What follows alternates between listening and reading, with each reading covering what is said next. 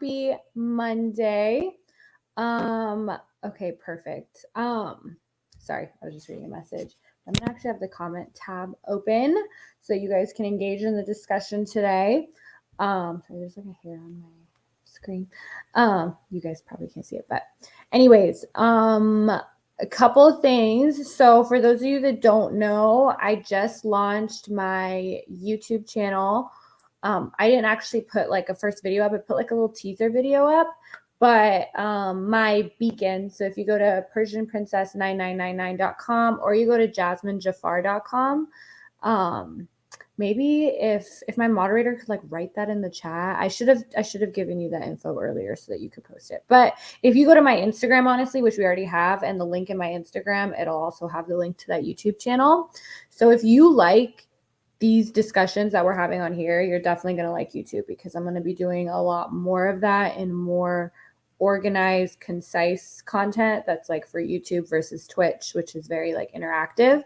So I'm actually going to be making my first video, which is going to be my full story. So if some of you were here for when I first started and I kind of talked about my story, being a lawyer and now being a top OnlyFans star, and why the fuck am I doing that? Why am I putting nudes out online when I had my whole legal career ahead of me, and I kind of still do? So if you guys are interested in that, I'm going to also be doing, YouTube, Jazmen Jafar. Perfect. So if you guys, if you look that up, you'll find it. I have a little teaser video in there with some of the clips that I've actually from Twitch and from some of my TikToks and stuff, but full-length content will be on there. I'm going to do try-ons. I said I was going to do them here, but I can't do this kind of stuff live, especially try-ons, because it takes a lot for me to try on clothes, okay? I don't want to just be off camera sweating, putting on dresses. With YouTube, I can edit it, cut, all that. I'll be doing just all kinds of stuff over there. So because of that, I'm still going to be doing these Twitch streams once a week, the podcast type of stuff, because I do really like interacting with you guys, but I'm not going to do it twice a week. And if YouTube starts really taking off and I don't have time, and I rather put the time that I spend doing this on a YouTube video, then it might not even be like a weekly thing anymore. But let me know what you guys think. If you guys really want me to, if I really enjoy doing this, so I'm going to do this for the foreseeable future, but let me know what you guys think. And if people still want me to be on here doing these kind of lives, I will, just because I like that stuff. I also will be getting back on TikTok and doing live streams on TikTok too. So, and then obviously I do live streams on my OnlyFans, if you don't know. And so those are kind of the places that you can see me live. And then I'll also be on YouTube. So check out the YouTube channel. A lot of good stuff going on will be put on there. And the first video will hopefully be up this week. So, hello. And that will be my full story on lawyer to OnlyFans star, and not even just a lawyer from a conservative Middle Eastern background. So juicy. I'll also be doing story times on there, like how my parents found out, how my law firm found out. There's I like the double life of being an OnlyFans star and a lawyer that I was living for. I mean, I'm still a lawyer and OnlyFans star, but being in a law firm and being an OnlyFans star was like, I have so many funny stories about that. So the YouTube, I'm excited about. If you haven't already subscribed and liked the video, go do that. How the law firm found out would be, I will tell you guys. Go subscribe to the YouTube channel. Also, let me know what you guys want to see on there. I will continue to do these discussions on Twitch every Monday at 6:30 though, for the time being. Hello, Hazard Stan. Okay, so today's topic, which I didn't announce, and sorry guys, my voice is kind of gone. I went to a like Halloween thing, like haunted house thingy, and like I screamed a lot because the jump scares like get me, so I don't have my voice. Kim Kardashian gets hired after a sex tape. So today's discussion is one near and dear to my heart, because for those of you that don't know, I am a proud atheist. So, and this isn't me trying to tell people what to think, or me, not liking anybody or thinking anybody is stupid for believing in religion or any religion, but part of the reason I enjoy doing these Twitch streams is I'm very intellectually curious. I value intellectual curiosity.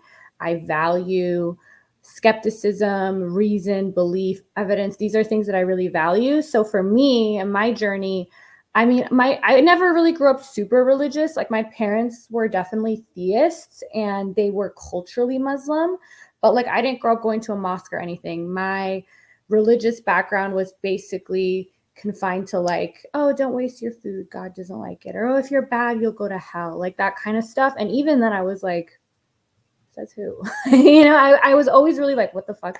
But then when I grew up, intellectual curiosity, I think goes hand in hand, yes.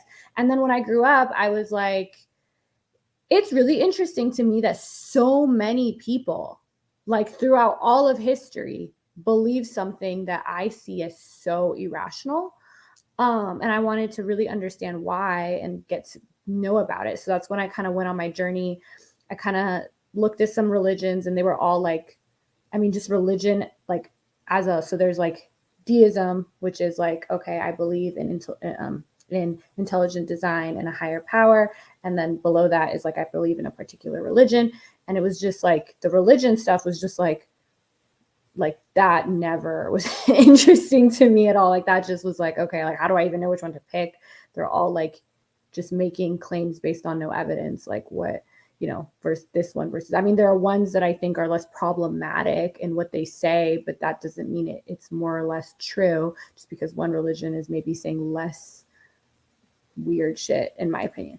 So after that, religion is scary for children. I agree.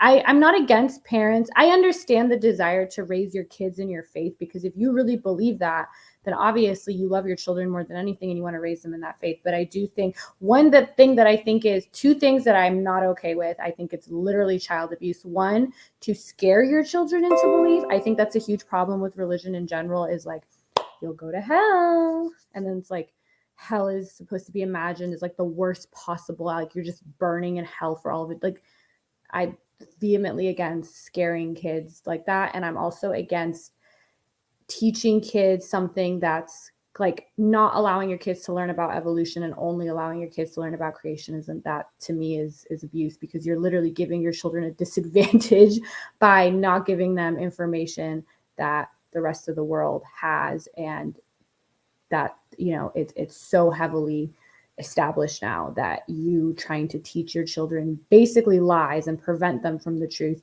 I think is really problematic. But anyway, so today I kind of want to do 10 common lines, 10 common things that atheists constantly hear that I think is so just irrational, and kind of like how I would respond to those 10 common like misconceptions or things that people ask, or like kind of critiques that people, like when I say I'm an atheist, these are 10 things that people usually ask me. If you have any more, go for it. I love discussing this, especially because I feel like I am so like, I'm very proud of it. And I know it's something that a lot of people shy away from because they don't want to offend anybody, or they think that, they don't really want to offend anybody. And it's such a touchy subject. Like it's so close to people's identity that they just are kind of like, yeah, I don't really believe anything, but like they kind of want to respect people's opinions. And I think there's a difference between respecting people's opinions or respecting people and then respecting their ideas, right? Ideas are here to be critiqued. And that's actually one of the things I'm going to talk about. And I don't think we should shy away from critiquing ideas, especially ideas this widespread that are based in nothing, because we're afraid of offending people. I don't think that is intellectual honesty. There's plenty of mischaracterizations of atheists that could be in its own podcast. Yes. Okay. So the first one, the most common thing, if you're an atheist, you've heard it. I'll be like, I don't believe in God. There's no evidence that God exists. And they're like, well, can you prove that God doesn't exist? this drives me crazy because these people clearly don't know how the burden of proof works. Okay. So the way the burden of proof works. So also I want to make a so this is another thing that drives me crazy. People being like, well, are you atheist or are you agnostic? Because atheists say there is no God and agnostic people say they don't know. This to me is such an arbitrary distinction. Like atheists, you'll be hard pressed to ever find an atheist be like, there is no God and here's the evidence for why. We are just saying we do not believe in it. We have a lack of evidence to believe in something, therefore we don't believe in it. So I make this example, I use this example, I've used it on some of my TikTok lives and I've used it on, I probably maybe even used it on this podcast, right? So like, you probably don't believe in fairies, right? And obviously you say you don't believe in fairies and I'm like, well, can you prove they don't exist? Can you, I'm saying there's probably not an invisible yellow unicorn in my hand that that's hollow and I can't, like, it just shape shifts and does all this thing. And you're like, I don't believe that. Well, can you prove it's not happening? Can you? Like, it's just, to me, it's just so like, do not know. You're the one making the claim. So the person making the claim is the person that needs to bring forth evidence, right? I mean, this is just in like our normal lives, right? Like in a court of law, if I'm like, that person has killed 3 people in his lifetime and he's like, no, I didn't. Where's your evidence for that? I'm like, well, can you prove you didn't kill 3 people in your lifetime? And as like a judge, then I'd be like, okay. It's even now. You're saying you killed 3 people and he's saying he didn't. No, you're the one that has to bring forth the evidence as to why you have to have some evidence for your claim, which is that they killed 3 people. So this one drives me crazy. And it's somebody, and it's an indication to me, because if you've looked into this at all, it would be probably one of the first things you were confronted with. And you would be like, yeah, that's not a good argument. It's a shame that religion plays such a great role in society with charity and community. Fundamentally, religion is messed up. Yeah. So criticizing religion doesn't mean that no good has ever come out of religion, right? That's very like black and white thinking, or that religion doesn't spew out any good morals, or that everyone that has followed a religion hasn't gotten something valuable for it and maybe even objectively beneficial to society. That's not what we're saying, but this is going to get into some of the other stuff. So hold up. So number 2, sorry, I made like a little list. This kind of ties into that kind of first one. So people that say, well, atheism is its own form of religion. Atheism is its own belief system. Again, this makes absolutely no sense. So atheism is absent of any kind of content. It's just the non-belief in something. So like, you wouldn't call yourself a non-fairy believer, right? So there's this group of people that believes in fairies and you don't believe in fairies, and that's this belief system to not believe in fairies. It's not a belief system to not believe in astrology. It's not a belief system to not believe in purple unicorns. So makes no sense, right? As an atheist, our only claim with atheism is that there is no reason to believe in God. There's no evidence to believe in God. Therefore, I do not believe in God. That's it. We don't have any type of scripture. We don't have a way of life that we're trying to conform to. That is it. That is where atheism ends, right? That is not where being a Christian ends, or being a Muslim ends, or being any other type of a member of any type of religion ends, right? There's usually, okay, I believe this. Here's why. Well, usually there's no here's why. And here is our belief system. Here's our book. Here's our scripture. And we live by these guidelines, or we try to live by these guidelines. And these are what we think, or what we know, that's what they say, will happen in the afterlife, or the purpose of life, or all of this stuff, right? Atheism doesn't have any of that. And I hate also when people use like any type of, I think the reason they do this is there's been so much crazy shit that's happened in history on the back of religion or because of religion, that when something crazy happens from somebody like that, like Stalin, or somebody that just didn't do something crazy in the name of religion, then they're like, oh well, they must have done it because they're atheists. Like, no, nobody, they didn't do these acts because atheism told them to. Atheism, just because they didn't do it in the name of a religion, does now not mean that they did it in the name of no religion, and they did it because they didn't have a religion. So I think that's also a fallacy that I see a lot, and I don't understand how it makes any sense, or if these people just aren't, like, again, I don't want to be like, oh, like, to me, these are really bad arguments. And I think there are a couple good arguments for like, but these are just not those. So yeah, it's not like not believing in God as an atheist means that we have to replace it with another belief system. No, that's it. It ends there. So yeah, third one is I kind of connect to the first one. So if you don't believe in God, then explain X, then explain why we're here, then explain what's going to happen after we die. That again is not on me. The burden of proof is on you. And actually, I'm very much a believer of the more extraordinary the claim, the more evidence that you need. And these are pretty extraordinary claims, right? A way of life, an omniscient being who's dictating every single thing that we do, down to whether or not we masturbate. I'm gonna need some really good evidence to follow something like that. And there's none of it. And this is kind of like the false dichotomy or the false dilemma fallacy we kind of talked about in my logical fallacies. It's like, oh, well, if you're saying that you don't believe in this, then you now have, like, there's only two options. Either you believe what we're telling you about the afterlife, or you have to come up with your own theory on what happens at the other life. Like, no, we don't. There's so many things that we don't know as human beings. There's so many things that are unknown to us, and filling in those gaps with theology and mysticism and whatever else you're coming up with without evidence doesn't mean that we now have to fill in the gaps that you filled in without evidence. We can just say we don't know, to be determined. So that is that's what I have to say about that. And then there's also like this, I think this is just like a thing that people always say, like, oh, atheists are so arrogant. And to me, it's like, we're the ones saying that we're okay with not knowing. We're the ones that are like, we don't know, we don't have the answers. You guys are the ones that are like, we have the answer, and we have the one correct answer, usually that we were born into, which I think is even more arrogant because of our geology and, geography and where we live, and what's been passed down to us from our parents. We have the answer. I think that is far more arrogant, in my opinion.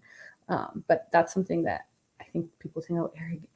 Atheists are like annoying and they're know-it-alls and they're arrogant. I think a lot of us are intellectually curious and we like talking about things that maybe religious people don't like talking about. They like to just accept as truth and not question it. So they think we're arrogant for like questioning things, which is like not arrogance to me.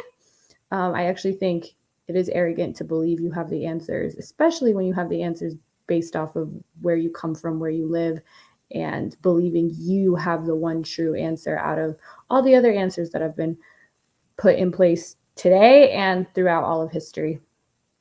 Okay. Let me make sure I'm not missing any comments. Cool. All right. So yeah. Also with that one, if you don't believe in God, then explain this, and this.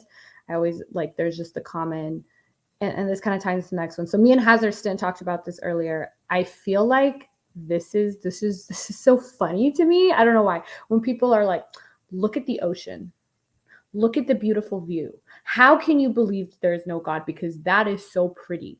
How could the ocean be? There has to be somebody that created the ocean. Well, I mean, the obvious response to that is, then who created the thing that created the ocean, right? I mean, this is just skepticism 101, right? God had to create something. There has to be intelligence. Okay, well, who created God, right? That the problem never ends if you're looking at it that way. And then I also think, yeah, nature is breathtaking. I completely agree, but I don't think it is evidence for the existence of God. Also, a lot of cherry picking going on here, right? You see a beautiful ocean.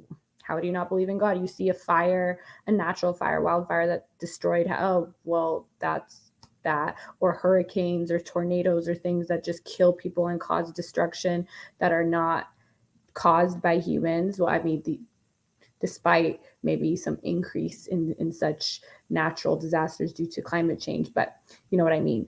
And those things, nobody's ever like looking at a hurricane like, the beauty of God, right? So it's a lot of cherry picking going on there, and I don't see how that's, the sky is pretty, therefore somebody must have created it. It just doesn't make sense. Hey, it's me, Sam. Hi, Sam. We're talking about 10 common lines or 10 common kind of misconceptions that, or like not comebacks, but like critiques that we get when we say we're atheist. So yeah, that's the thing. So look at that. Who created all this beauty? Okay, well, who created all this horror and all that? And then people are like, well, they always have an answer. That's human. That's free will and all this stuff, which if you guys like this kind of stuff, I can go into all of that as well. But that's why I chose examples that have nothing to do with free will.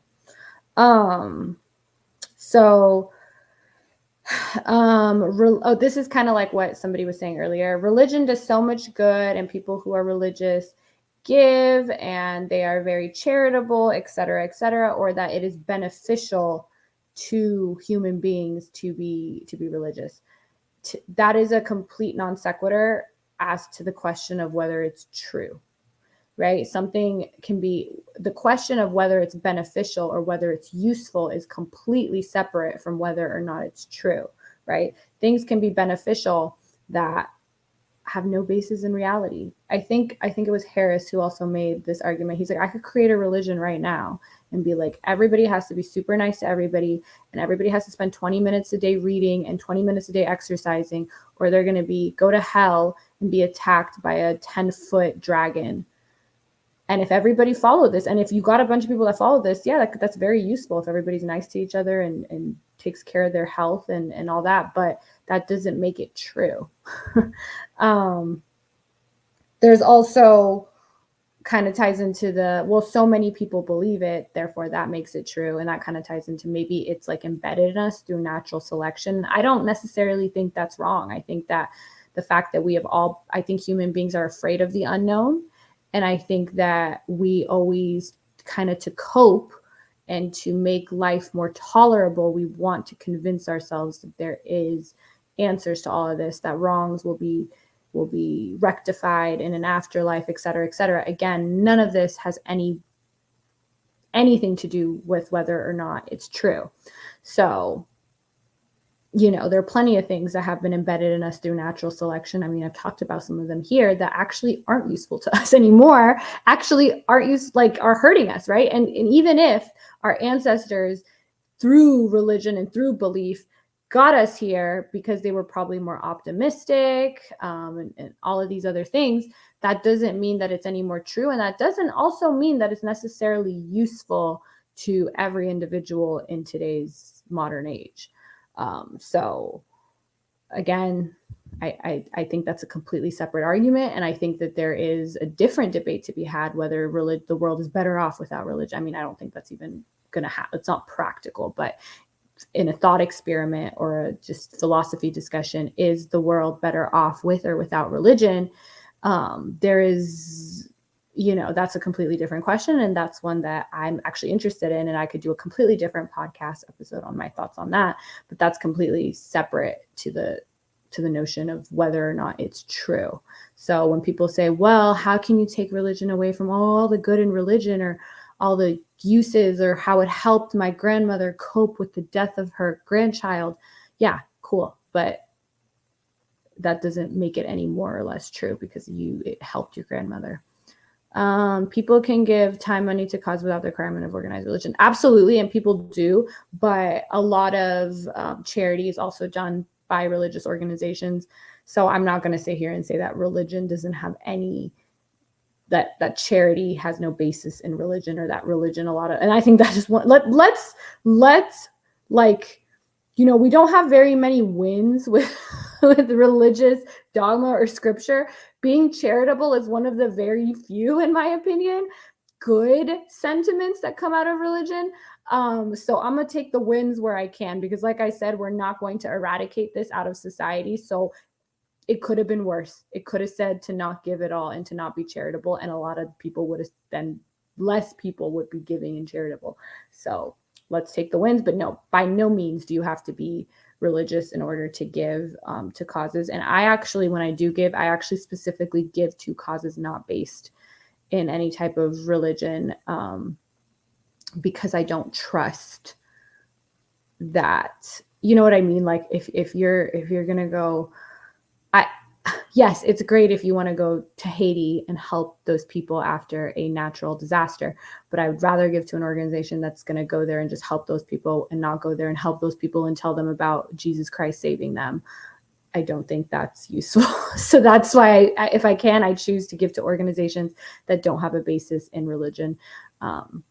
So religion gets people together and doing good, but faith in itself can be a bit misguided. Yeah, absolutely. And this is another one. I don't even know if this one's on my list. So maybe this is going to not be 10 like super thing, but like super specific, organized 10, like here's number 1, number 2. But one of them is also like, oh, science and religion are compatible because religion's based in faith and faith has nothing to do with science.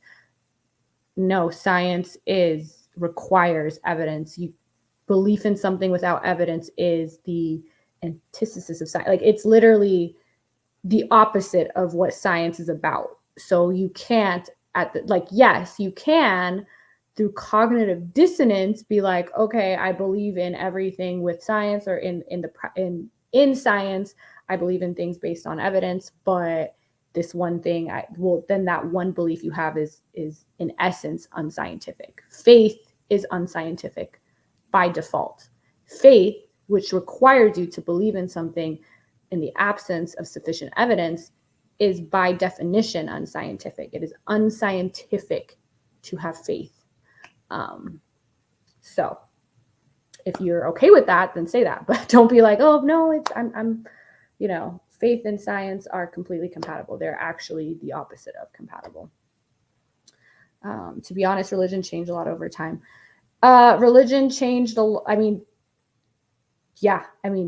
been like 10,000 at least religions. I mean, there's the argument that there's an infinite number of religions because everybody has their own interpretation of what said sky god wants out of us. So yeah, I mean, it's changed a lot and then it hasn't changed a lot. It hasn't gotten better. I think as human beings, we've gotten better and more moral despite religion. I don't think religion has ever helped us in that way. I think there are instances you can pick that maybe it has, but then for every instance that religion has helped a society towards moral principles, it's also been an instance where it's done the opposite, right?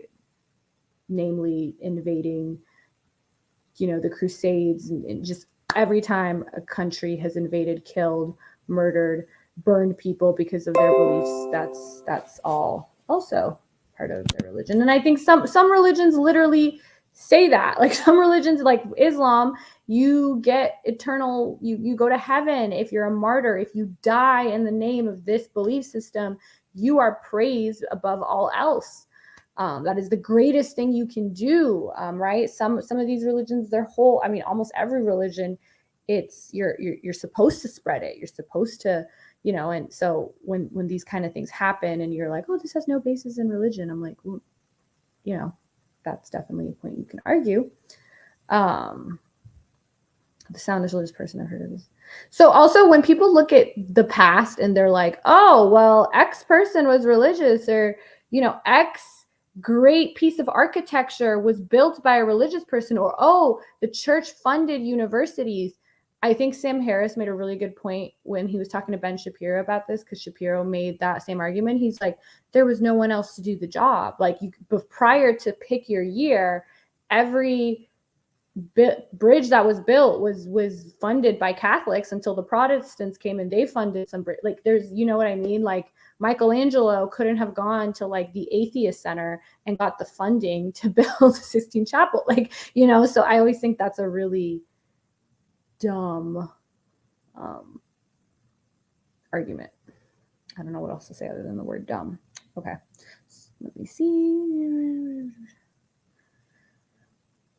My notes are so...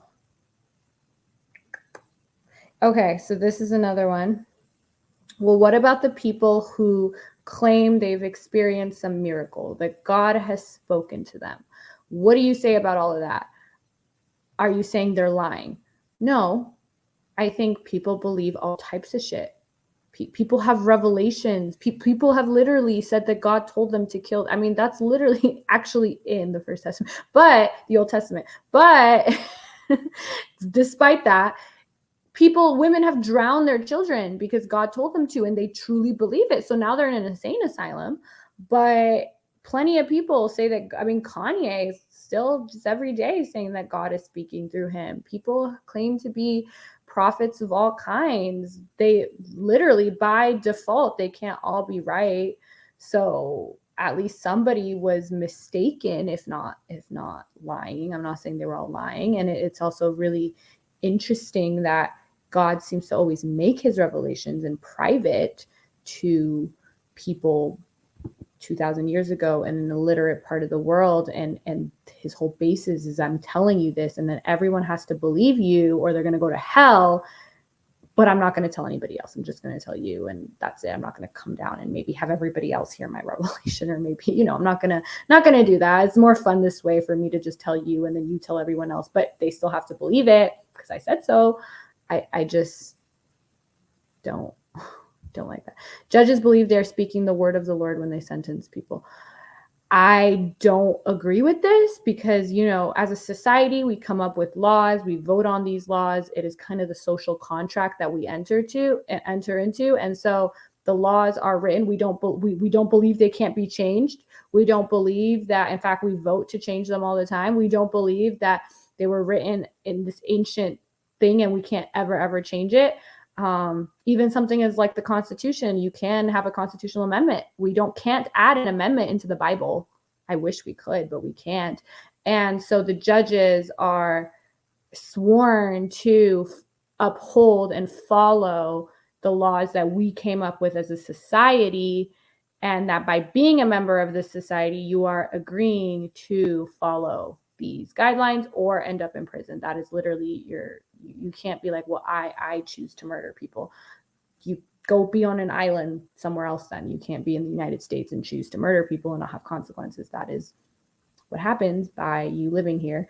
And so I think they're not upholding the word of the Lord when they sentence people. They're upholding the law of the land that human beings came up with, and that can be very misguided, or they can be wrong, downright wrong. I mean, there's a lot of parts of our justice system I don't agree with. Now, luckily, when it comes to that, I'm not fighting the word of an untouchable sky god that I can't ever change. That to me is, at least in this one respect, I don't have to do that. Now, when it comes to what I do for a living, like sex work, CG, can you switch your camera position? You're on the wrong thing, my love. Go to OnlyFans or go call your mom or go for a walk. This isn't what this stream is about. Clearly, I don't think you're interested in in the China discussion we're trying to have here. It might go over your head. I don't know. But I wish you Godspeed in addressing your dilemma. I love hair camera. So yeah, my camera's at the bottom. So that's why I literally because nobody looks good from the depth from like below. So I tried to like stack it, but I don't know. I don't know why they put the camera on the bottom here. So yeah, CJ, let's make him leave just because I don't think this is the kind of content he wants. And let's send him on his way to find that. Call your mom. Yeah, that's what I always say. I'm like, you guys, like, you're not going to get what you want here. Maybe call your mom, go on a walk, paint. There's so many other things you can do that may get you, you may reap some benefit from, but you're not going to get that here clearly. Okay. So now I lost my train of thought, but yeah. Okay. So basically we were talking about, people who claim they experienced some miracle. I have too on shrooms.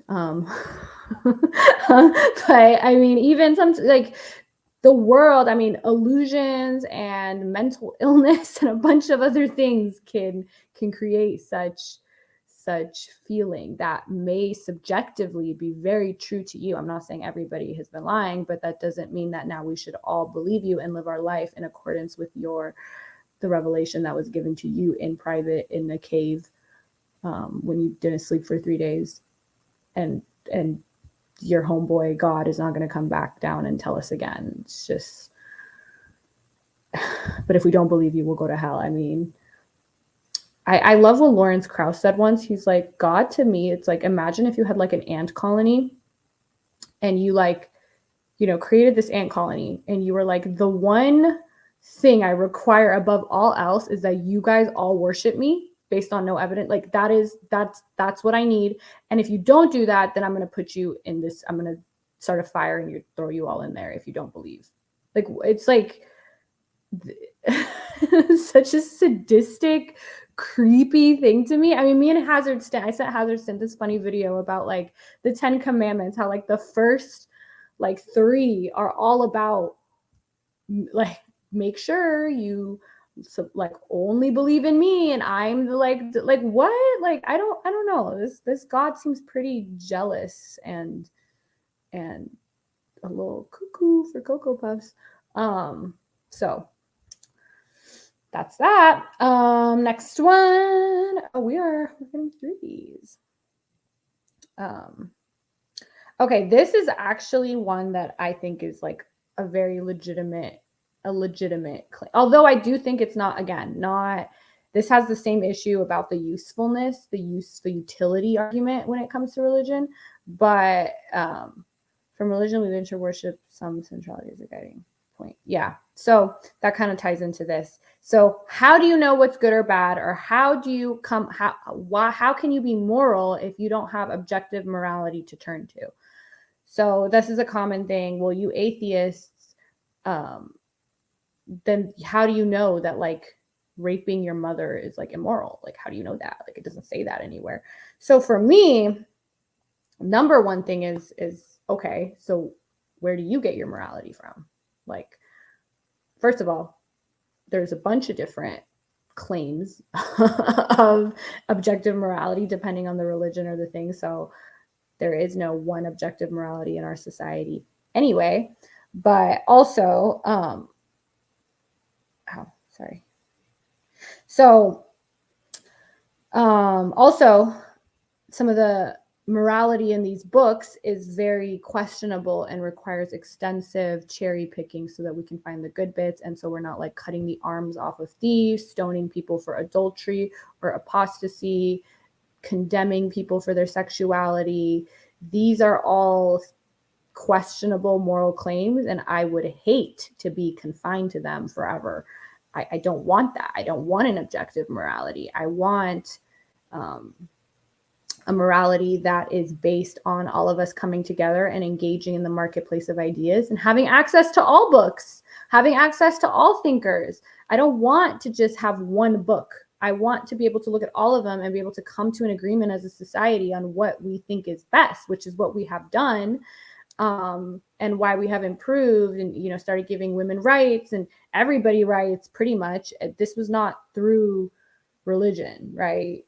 Religion did not outright condemn slavery. And this is another really good argument against religion is like the fact that any of us can improve the Bible or the Quran by like one paragraph. I could just have one paragraph in there. I think the world would be a better place about just not respecting any but everybody based, you know, irrespective of their sexual orientation or, you know, all of this stuff. It's just one little line could have made a difference. And there's just that argument of imagine how amazing a book would be if it was actually written by an omniscient being. Like, just imagine how it would blow your mind, or stuff that would be in there that like you can't, it would blow your mind how it was written in there so long ago, and that, you know, it was proven way later, or that, you know, and meanwhile, there's nothing in those books that gives any indication that these people knew anything past the time when it was written, right? There's no instruction in there on AI or anything that we have now. There's no, like, it's clearly written for the times and we're trying to apply it to now. And it's like, imagine if there was a book that was supposed to be relevant and blow our minds forever, and it's fallen short. And I think if there was this crazy, you know, sky god that was very good at said thing, I think the book would be better. But yeah, basically when it comes to the question of morality, I don't want morality based on absolutism and holy books and looking over my shoulder to like the camera, sky god camera, whatever. I don't want that. There isn't any one book or script, one way of living that in any of the religions, I'm looking at the big three, but even Buddhism, all of them, that I'm like, yep, I don't want this touch. I don't want this debated. I don't want this reason. I don't want this question. This is it. I don't think that's good. And I think that as a society, we have made great moral strides because we've gone through this exercise of the marketplace of ideas and talking and coming together and being like, well, none of us want to live in a society where people are stealing and killing each other. We didn't need religion tell us that. And I think that the fact that we ignore so much of, killing people for adultery and kind of all this other crazy shit in the Bible and in Quran and stuff is because we are moral people. Like that just shows you almost that you don't need the books. If you're picking the good stuff out of them and you're ignoring the bad stuff, that means that there's some moral compass in you that is derived from your surroundings and from humans evolving as opposed to this ancient book. I'm pretty sure there are some moral codes that either predate sacred texts or aren't based in religion. You don't hear about it much because they're yeah, I agree. So can we put the hazard stint? Yeah, I'm pretty sure there are some moral codes that either predate sacred texts or aren't based in religion. You don't hear about it much because the organized church protests and stifles a lot of that in education. Yes, absolutely true. I think that there's been no human society that has flourished on the back of let's just all murder each other for no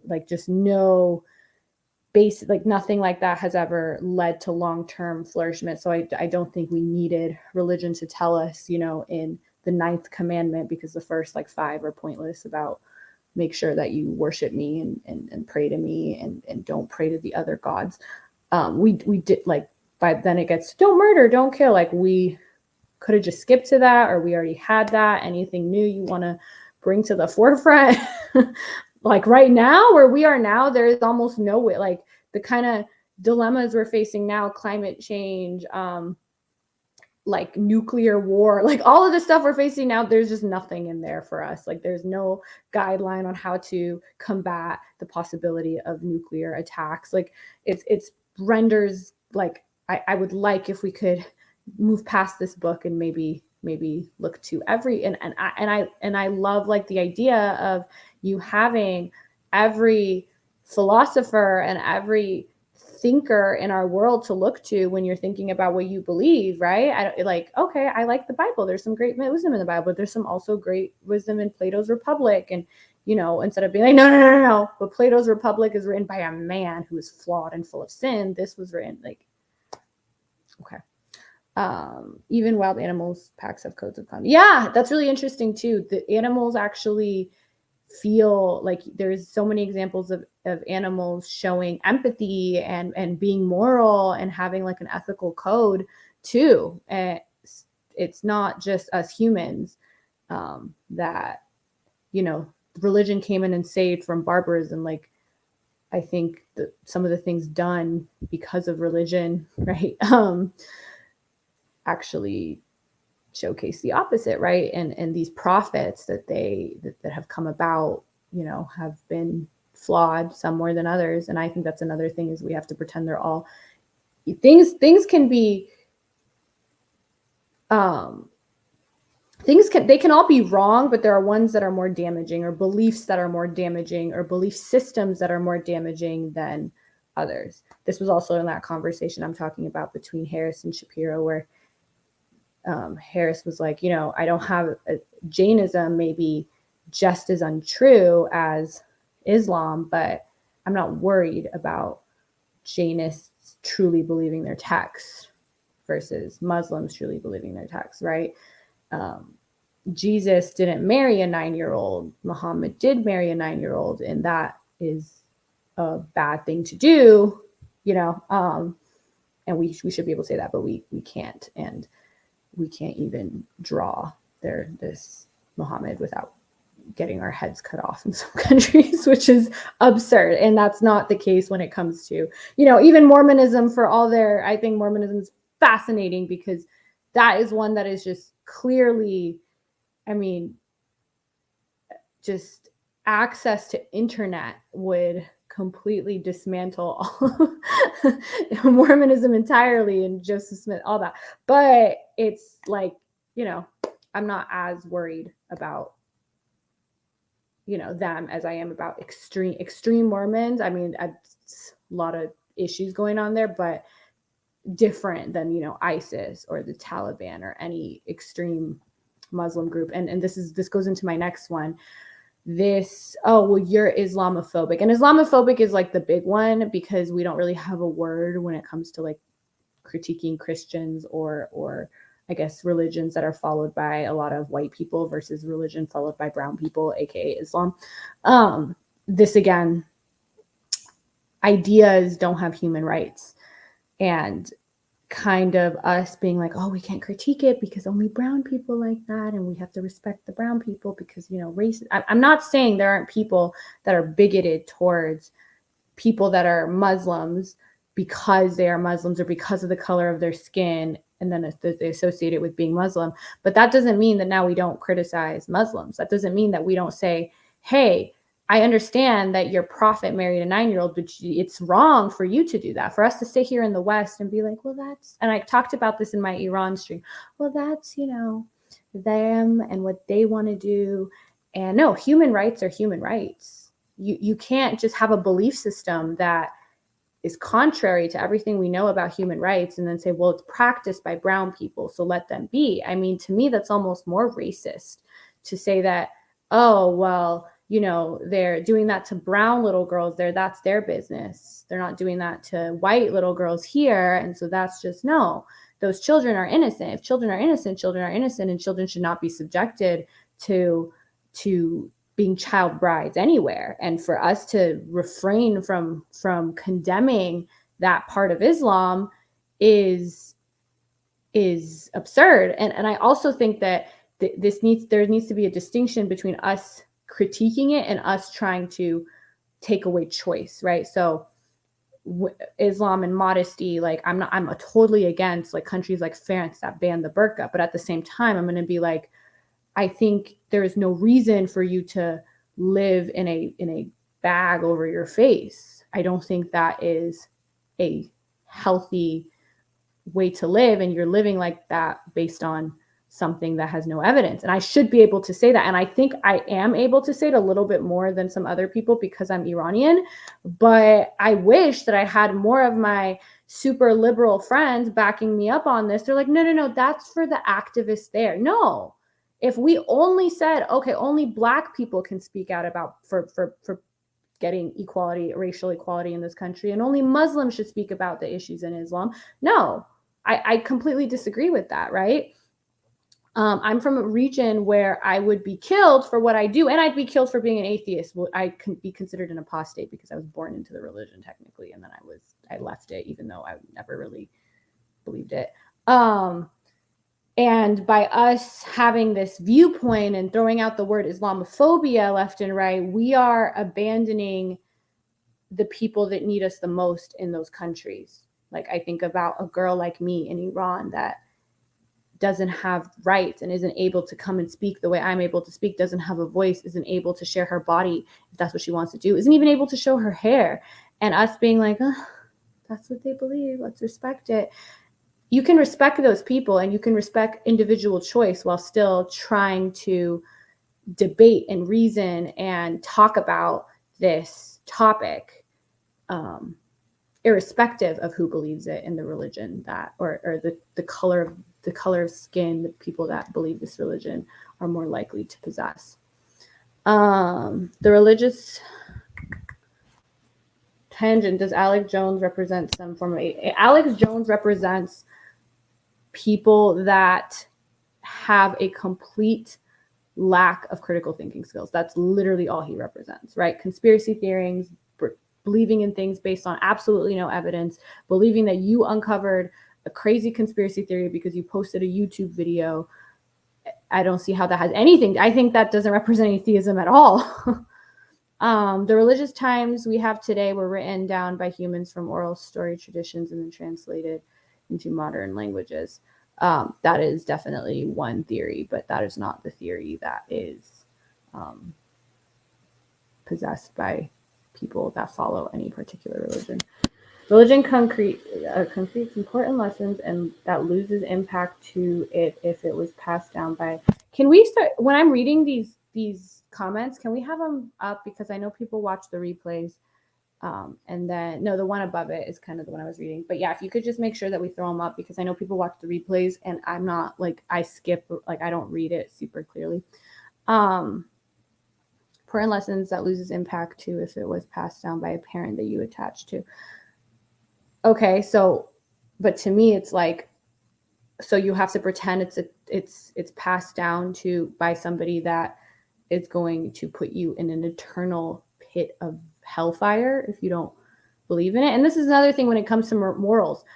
I think it's a really, really bad reason to believe in something because you're afraid you're going to go burn in hell if you don't. Is that really how we want people to, why we want people to follow moral guidelines?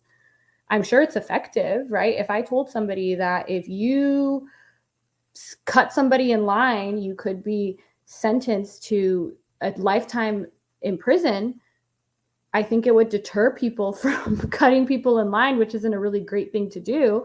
But is that moral? Is that why we want people to not do things? Because they're afraid of the evil sky god or the actual really nice sky god that still is evil enough to do this to people? Again, that's a completely different question. But Hazard Sin, check out the evolution of the English language from the first written to Risotto. Yeah, that's another thing. Like, let's say these texts were truly written by an omniscient being. They have been clearly reinterpreted and they have, and this omniscient being should have known that when he put it out, and he didn't provide any safeguard against this. So we have to assume this was his intention. It's not like he knew everything and he put it down. He's like, shit, this is like a game of telephone. What if in 2022 it's wrong?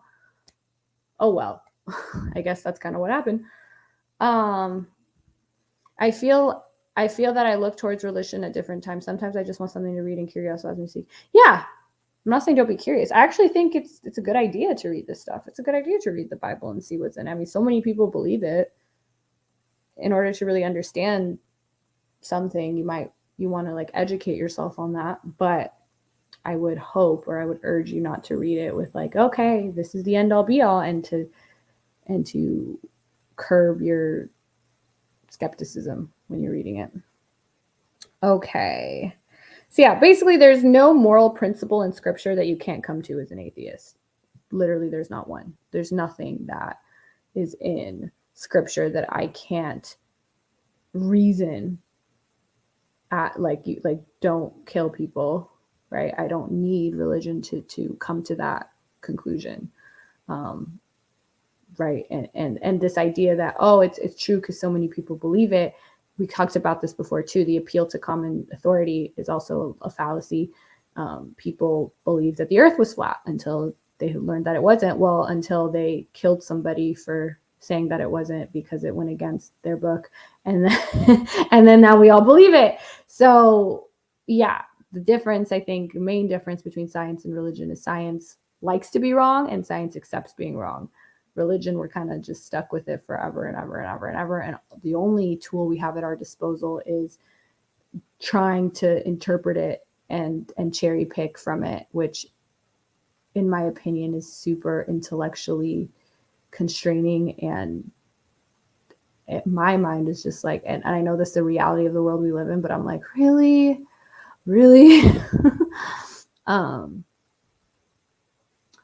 Here's a good one. Why didn't Jesus teach his followers about good hygiene so they wouldn't die of common but as yet undiscovered? Yeah, there's a lot. There's a lot of good ones, right? Why didn't God do this? Why didn't that? Why? Like, it's just, you could, that's what I mean. the fact that we could improve the Bible by just adding that in there, I shouldn't be able to improve the word of God.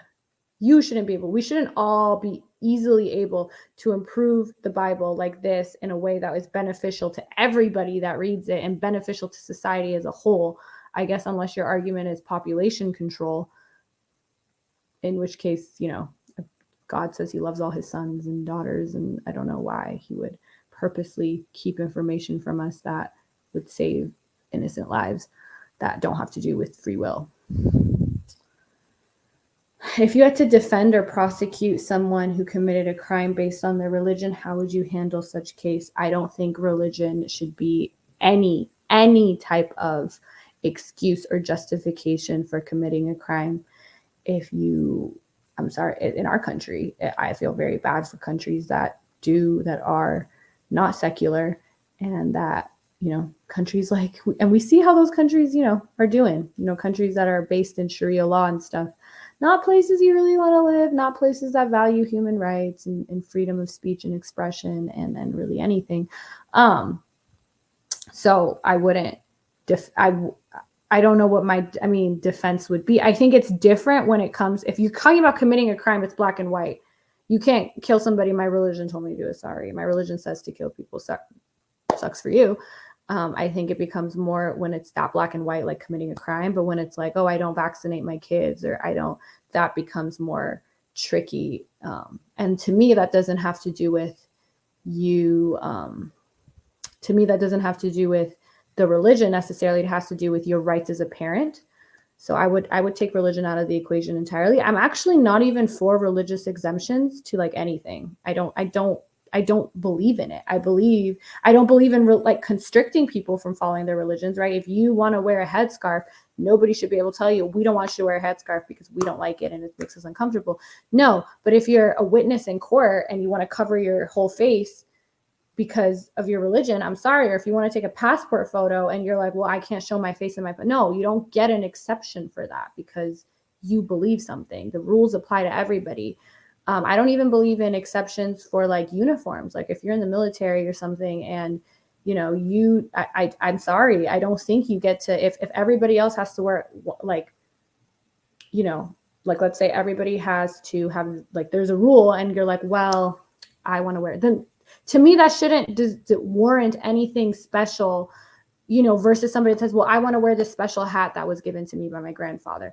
Well, no, mine's in my religion. Yours just has sentimental value to you. I don't think that because something is your religious belief versus it's special to you because it was given to you by your grandfather, that one warrants an exception and the other doesn't. So that's just me.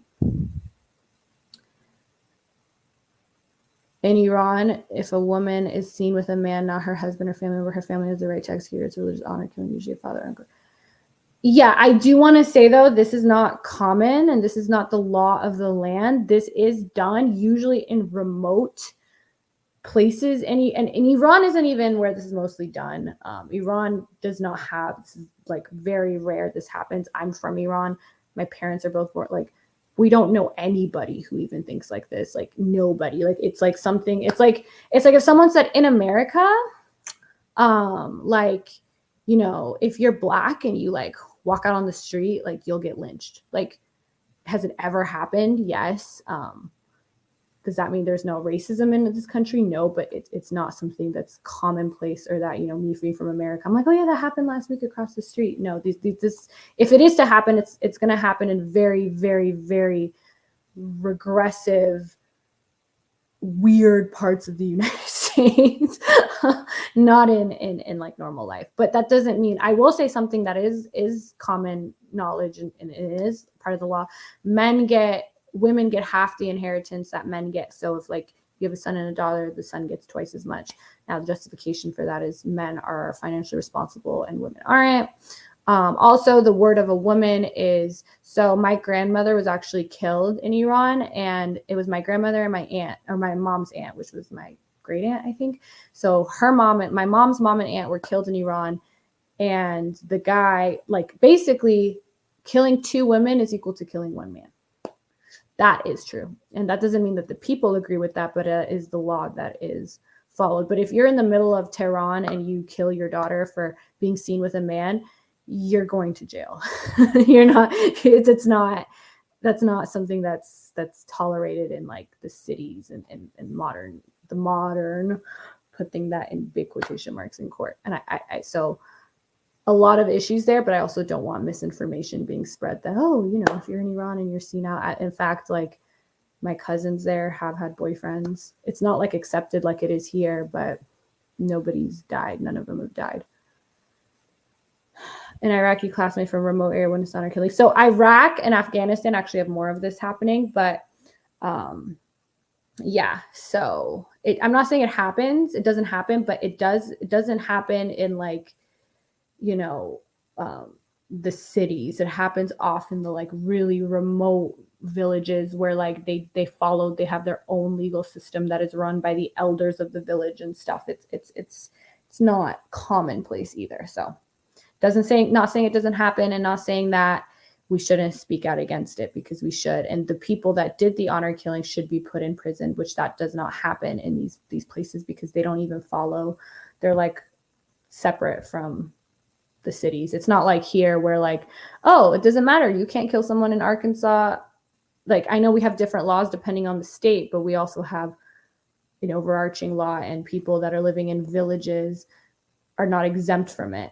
But I mean, in some cases, right, we have like, what was that documentary on Netflix about all the brides? What's his name? You guys know what I'm talking about. But oh my God, this is bothering me. You guys know what I'm talking about, right? About the Mormon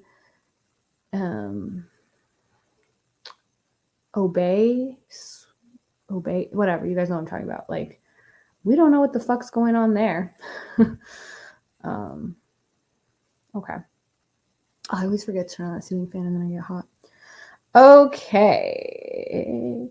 So yeah, I kind of went through a lot of these. Oh, another one. You guys must think life is meaningless. If you're an atheist, you think life is meaningless because where are you to find meaning? I don't know where this comes from. I almost think that we find life more meaningful because we don't need to be told it's meaningful. We don't need a God to come in and tell us that he sacrificed his son on the cross and tortured him for our lives to be meaningful. We don't need any of that. We think it's meaningful irrespective of that.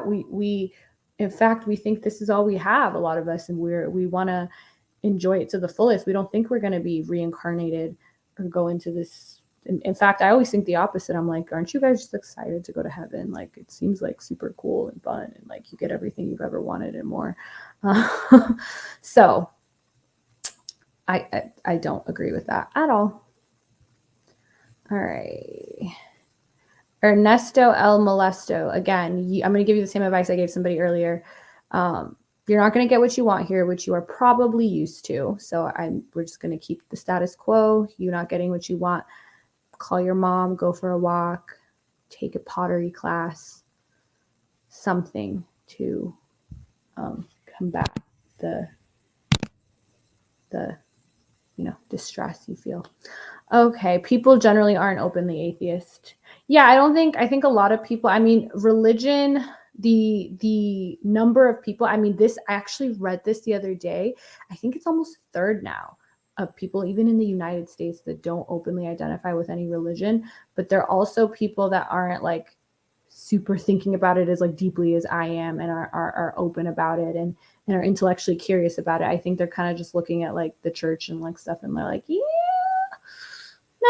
no, and I do think that it's kind of almost being replaced by like manifestation and crystals and astrology and, oh, what's your soul? You're a Capricorn. Oh, like, which that stuff to me isn't as damaging because it's not like so like an ancient book that we're stuck with, but it's just as dumb. The planets do not affect your personality, but I'd rather have someone just sit in their room and play with their crystals and think that, like, to me, it's just like, okay, you're just kind of weird, instead of somebody who, hates or believes that people shouldn't be given the right to marry because of their religion. So that's my thoughts on that. The absence of religion doesn't necessarily mean an increase in atheism. Yeah, I agree with that. But I do think it's a step towards it, right? If people, I mean, a lot of people are born into a religion and then their parents believed it. I mean, a couple of people in this chat that I've talked to, they're examples of that. If you've been told something as true and then you grow up and you're like, actually, I don't believe that's true, that religion is true, okay? And sometimes they hop to other religions, sometimes they just stick to deism. But any type of movement away from religion, I think, is a movement towards, we're getting closer to the truth. I remember there was an atheist who was like, we're getting close. Like, it used to be that we believed in a bunch of gods, right? Like the Romans, the Greeks, everyone like had like, you know, a bajillion gods, the Egyptians. Now everybody kind of has one. So we're getting closer to the correct number, which is 0. So any movement towards that number is great. It's great. Agreed, people haven't started religious wars over healing crystals. Well, so far, yeah, healing crystals do nothing for you. It might give you a great placebo effect, but go for it. Do spells in your room all you want that are of no consequence. As long as you're not, you know, marching in the streets holding up signs that says God hates gays. You know, go for it. Or you're telling me that I'm going to burn in hell because I have an OnlyFans and that I'm disrespecting the body given to me by the Lord. Like, you know, then now it's in my face. But if you want to sit in your room and talk about your crystals, then go for it. Or you want to read my palm, do whatever you want. Why do we always got to drag crystals into this? Because I think crystals, at least for our generation, like millennials and Gen Z, I just love pretty rocks. I definitely. Oh no, you can believe there. I'm not talking about those, but I don't know if maybe this is because I am like, I have a lot of friends like this that are very like hippie, whatever, and there is like a subset of them that believe in like hexes and that a crystal like is like, I have friends that will like do spells. Like, I'm not kidding. Like they will do spells based on these crystals and these rocks, and they think that one of them is going to get them back together with their boy. Like just you know, some stuff where it's and it's a full moon. Everyone's like, oh my god, it's full. I think that stuff is fun, and that's the difference, right? I don't think that you know, when there's like, you know, a lot of the religious stuff is really fun, but sometimes, you know, the full moon, the witches and stuff, that's kind of fun. And I don't think that they're causing harm to society, and I don't think all religious people are causing harm to society either. But you know, the crystal Bible and the crystal Quran has not caused the issues in society that the Bible and the Quran have caused. So yeah, sometimes believing, and I had a friend, because she knows I'm like this, she's like, you know what, believing in crystals and believing that when it's 11/11 and believing that 333 means something makes me feel better and it brings me comfort. I'm like, okay, go for it.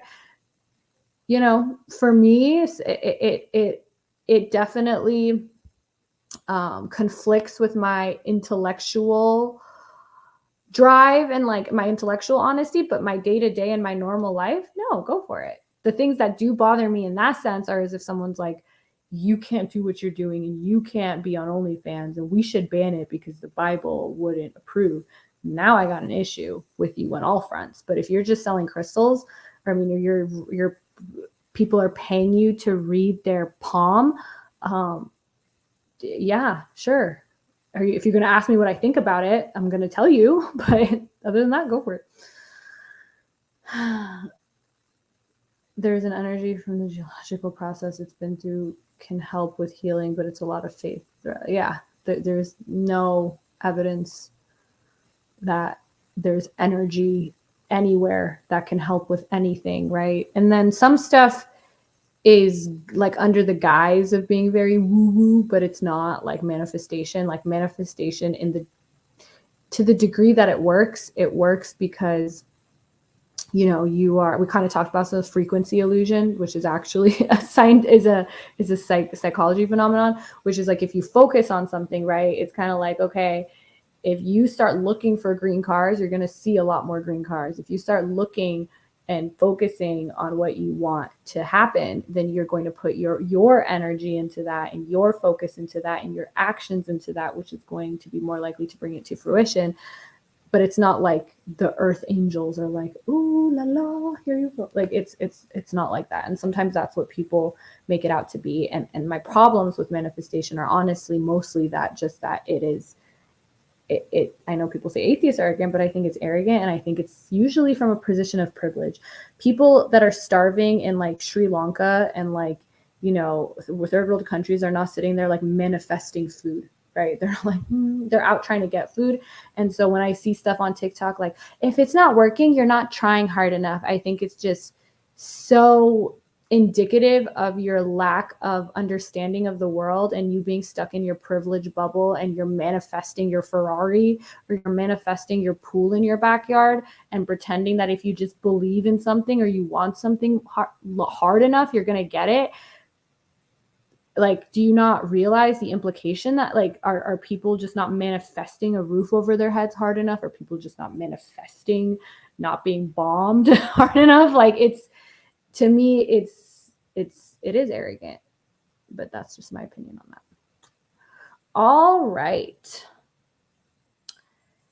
That was that. Agree. My faith makes me a better person and better to other people. That's cool. If your absence of faith makes you a better person and better to other people, cool. Respect. Yeah, respect everybody's belief, but also we should be allowed to engage in these kind of discussions where I can, you know, say that your faith makes no sense and you can say that it does, and that's fine. But I think there are plenty of great people, some of probably the best people we know, that are religious, and this isn't an attack on them as human beings. I just think that if I was trying to drill them intellectually, they would have some cognitive dissonance if I really forced them into it. But why? That's not, and I used to be more like that. I used to be, no, it's the truth and we must all get to the truth. And now I'm like, no, you know what? Why? If this person is a nice person and their woo-woo shit is making them happy and they're not hurting anybody, I have no issues with that. Outside of, if you choose to join my podcast on atheism, then you choose to do that. But I'm not going to like stop some really nice woman that is wearing a cross and handing out food to the homeless and being like, like that's not my intention at all. And I think a lot of really religious people are actually highly tolerant, probably more tolerant. Like, they're more tolerant of my atheism than I'm tolerant of their faith. So got to give them that. Okay. I think that is it. If anybody has anything else that they want to bring up or say, let me know. So yeah, check out the YouTube if you haven't. If you go to my IG, I also have, or you can go to Jazmen Jafar on YouTube. And that is where I will be posting kind of like the same kind of stuff I post on here, just not like in a discussion format. And we'll only be moving Twitch streaming to once a week for now. To each their own, just don't shove it down my throat. That's my perspective. So my only thing with this is like, to discuss almost anything the way I like to, like when we talk about sex work, right? People are like, well, what you're doing is wrong. It indicates a lack of self-respect. And I'm like, where do you get that? And a lot of times people's beliefs are, I mean, where else would you get something like that? You don't actually have a place to get it from. If you're like, well, your body say, well, why? Usually it comes down to religion. You're usually not pointing to a scientific paper that is, showing the positive and negative effects of this from a scientific or sociological perspective. But I think there's definitely room for that. And I would love those kind of discussions. But usually it's like, nope, this is immoral. And then usually if you go down to it, because God says. And so a lot of people's daily discrimination, a lot of the issues that we have. And I mean, look at even things from abortion to gay marriage to even like, I know me and Hazard Stent were talking about the euthanasia debate. A lot of people are like, well, we have to value life, like God values life. So I think a lot of times it's not a let it be type of thing, because I think the more we can combat this openly, which is why I am openly atheist, the more we can start forcing people to get their moral philosophy from actually thinking about it. And that's kind of what I want to push people towards, because when you push people to actually think about where they're getting their beliefs from, instead of having just either their book or just what people, because a lot of times people who are religious and get their moral philosophy from an authority figure are not the type of people to question everything around them and question some of the societal norms and notions. So forcing people towards that and forcing people towards skepticism might cause them to be like, hey, why am I condemning sex work? If I can't point to religion to do it, what else can I point to? And maybe they have, like, I'm not saying there isn't any, like, you know, anything else there that could be a good argument against it, but I want to hear those arguments. And I feel like a lot of times I don't, because people aren't confronted with people forcing them to really tell me where your beliefs come from, and forcing people to back up their opinions. A lot of times, well, that's my opinion. That's my, okay, fine, but where do you get it from? And that exercise, I think, is useful to force onto people. Yep, agree. You still got to challenge fallacies. Exactly. So if somebody's telling you, especially when if they're just sitting in the room with their crystals and they're like, let love be, man. Everybody love. I'm cool. I have no issue with that. But if somebody is like, well, you know, when we have half of Congress voting against people having the right to marry, and a lot of the people that are voting for them are doing so because of religion, now you are shoving it down our throats. And I think it's shoved down our throats in a lot of ways that aren't super explicit. Like, oh, you have to be a Christian. No, you don't have to be a Christian. Or it's kind of like the argument they're making now. No, we believe in separation of church and state, but like our laws are influenced by Christian theology. Like it's much the influence of these people's beliefs, and the influence of religion is more widespread than them being like, you have to believe what we believe. So that's kind of what I'm talking about. A lot of January 6th writers thought God was on their side. Yeah. The January 6th writers. Are there 10 lines that atheists hear? Yeah, I kind of went through that. Well, you prove, how do you know there is no God? Well, where do you get your moral philosophy from? So you must not have any meaning in your life. I kind of went through those. They weren't very organized, but if you want to watch the replay, they're all there. All right, guys. Thank you so much. Like I said, check out my YouTube and check out all my socials. Bye.